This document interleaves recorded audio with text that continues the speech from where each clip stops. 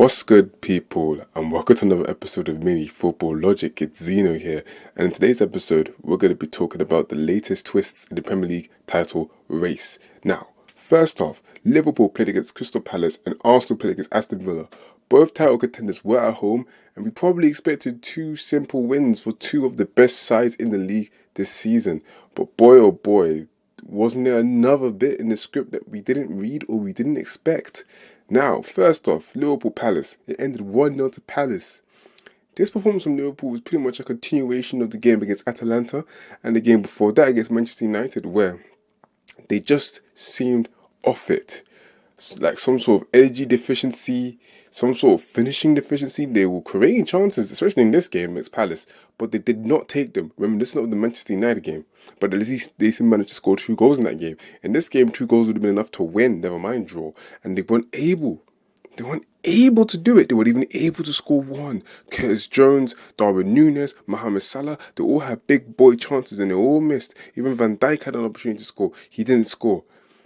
Jurgen Klopp's men are fading when it counts. These last 3 games have been absolutely horrendous from a Liverpool point of view. Horrendous. You know, synonymous with Jurgen Klopp's teams, you expect energy, hard work, desire, heart, passion. These last 3 games have been anything but that for a lot of these facets that I just mentioned. And it's so sad that his last season at the helm of Liverpool is going to die down like this, unless they do something dramatic to turn this around. The Palace game, well, Palace continued to catch them. In the first half, it was horrible. Liverpool was so sloppy with their passes. I think the most displaced passes in the first half of any Premier League match they've had this season. And Palace just picked them off. The first goal was just literally them getting the ball, loose ball, picking them off. Eze managed to get the ball in the box, easy finish, boom. And they could have made it too, because Mateta was through, but then Robertson managed to clear the ball off the line. Palace had chances. Mateta had a couple more chances later on down the line, but boy, they were lucky that he ain't the most clinical striker around, because if he was, or he at least was in a clinical mood, it would have been 2 or 3-0 at half time, just like the Atlanta game. Or I should say Atalanta game.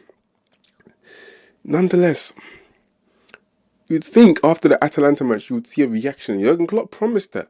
But it looked like they just said the reaction is to continue playing like crap, playing like nonsense, because that's literally what it transpired. It was not healthy performance at all.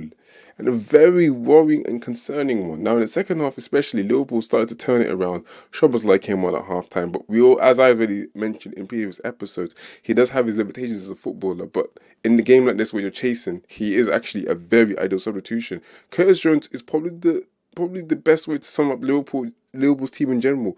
He pretty much encapsulates the recent problems that they've had. He seems absolutely off it. He is not fit. How he played for as long as he did while missing the biggest chance of the match for Liverpool is beyond me. He should not have been on the pitch at that moment. He is not ready. Oh my word. Konate even a bit sloppy, but in the second half he improved his passing. Trent came on, which is a positive for Liverpool, but again, you can tell he's not quite fit either. He's going to have to take some games to, rediscover and redefine his passing ranges. His range in general, just get himself back into the groove of things. You can tell he was a bit off. But what did you expect? I don't think he was expected to come on as early as he did, with Bradley picking up the injury, but he had to step up, and that's what he did. And obviously when he came on, Liverpool's style of play changed a little bit. But Palace pretty much sat back the second half. Oliver Glasner will be happy this is his first big win in the Premier League. And yeah, all in all, everyone thought it was done for Liverpool. The title race to them is done. Their involvement is no more. It's now between Arsenal and City. So, as that game finished, we moved on to Arsenal versus Aston Villa. Now, Aston Villa have been one of the best teams in the Premier League this season. But let's be honest, we probably expected them to kind of be rolled over by Arsenal, because Arsenal have been in hot form in 2024. I don't think they've lost a game, which is crazy. And Aston Villa have been fading recently, and they haven't got the best away record, regardless of how good this season has been. But Unai Emery had something for Arteta. As we know, Arteta does not match up against the guy he replaced at Arsenal pretty well. You can see the last few times they've played, Unai Emery's had the better of him. It's almost like Unai Emery feels the need to sun him every time they face each other, because he knows Arsenal didn't give me the chances that they gave you. So I'm going to prove to them that I know well, go on, and I know how to beat yourself. I know how to beat you, Mikel Arteta. It's as simple as that. And this game was the latest in a roll of masterclasses that Unai has had against Mikel Arteta. Now, In the first half, it looked like they were holding on for dear life, Aston Villa. They managed to get into the break with it being 0-0, and that's when they slowly turned on the screw. It's almost as if Arsenal felt the pressure crank up. You know how it goes normally. You know, the longer you wait to score a goal, the more the pressure builds and builds, and suddenly it overwhelms you. And before you know it, 84th minute, the ball comes across the Bailey. He has an open goal. It's 1-0. Arsenal don't know what to do. They're thinking, okay, how do we get back to the game? Oh, Watkins is through on goal again. Oh, he's just chipped David Raya. It's 2-0. Well, that's the game gone. Who would have seen that one coming? Now, the Liverpool one might have been a little bit more obvious, but this one was completely blindsiding. Yeah, Man City were third when the weekend began. They won their game, they went to the top of the league, beat Luton 5-1. That was one game that wasn't going to have a surprise result. Then now, after seeing Liverpool slip up and staying in third, Arsenal then said, we shall slip up too. And like my little brother said, Arsenal do have this pedigree, don't they? They like to bottle when it counts. You know, they like to bottle when it counts. We saw it last season in the most highest form. And it looks like history might be repeating itself. History might be repeating itself. They got Bayern Munich coming up this week.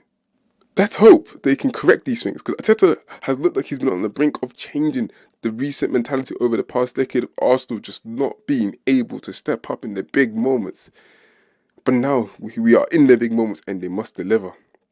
As we know, people will be all kinds of reactionary over social media, even in the media, and say the title race is done, it's over. Come on, there's 2 points between them. All right, Man City have suddenly just magicked up an advantage to suddenly create something out of nothing.